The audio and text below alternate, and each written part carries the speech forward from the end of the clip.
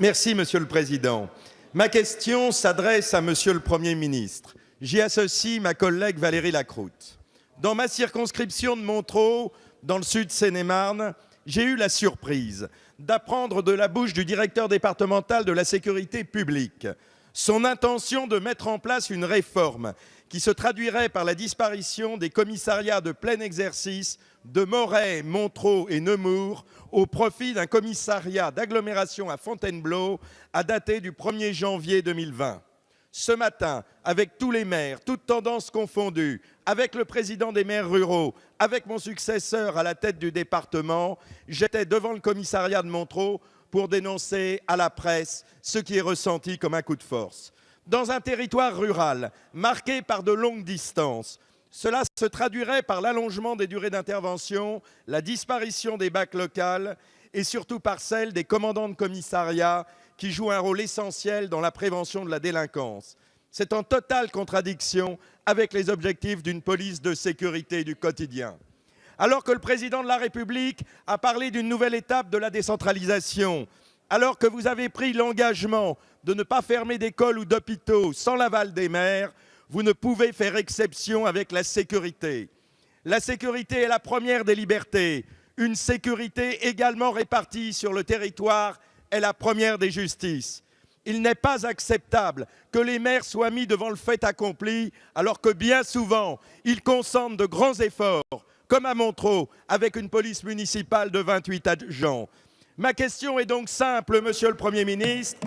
Pour éviter que la sécurité ne devienne un élément de plus de la fracture territoriale, prenez-vous l'engagement solennel devant la représentation nationale de ne fermer aucun commissariat de plein exercice sans l'accord des maires? Merci, Monsieur le député. La parole est à Monsieur Laurent Nunez, secrétaire d'État auprès du ministre de l'Intérieur. Monsieur le Président, Mesdames et Messieurs les députés, Monsieur le député, comme vous le savez, l'amélioration des conditions de travail des policiers est une préoccupation forte de ce gouvernement. Ça se traduit par des investissements immobiliers, des investissements moyens, une augmentation significative des effectifs. Mais répondre à la demande des policiers, c'est aussi répondre à ce qu'ils nous disent tous les jours avec Christophe Castaner, c'est leur souci d'être présents en nombre sur le terrain et de faire le métier pour lequel ils ont été formés, c'est-à-dire de lutter contre la délinquance et d'être partout présents sur les territoires. Être déchargé des fonctions support, des fonctions de gestion administrative. Et ça suppose de réfléchir à l'organisation territoriale qui soit la plus pertinente possible pour ce faire. C'est ce qui a été lancé effectivement dans le département de Seine-et-Marne, comme ça a été fait précédemment et mis en place dans les Yvelines, dans le Val d'Oise ou dans les Bouches-du-Rhône.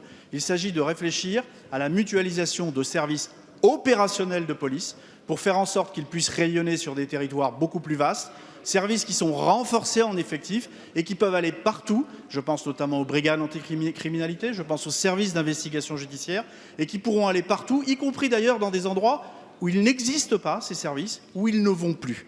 Tel est l'objet de la réforme qui a été lancée, la réflexion qui a été lancée dans le département de la Seine-et-Marne.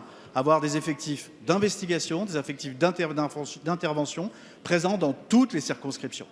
Mais en même temps, je dis bien mais en même temps, l'engagement qui a été pris de maintenir des services de proximité, il est tenu, Monsieur le député, puisque je puis vous confirmer qu'aucune emprise administrative, aucun commissariat ne fermera dans le département de Seine-et-Marne.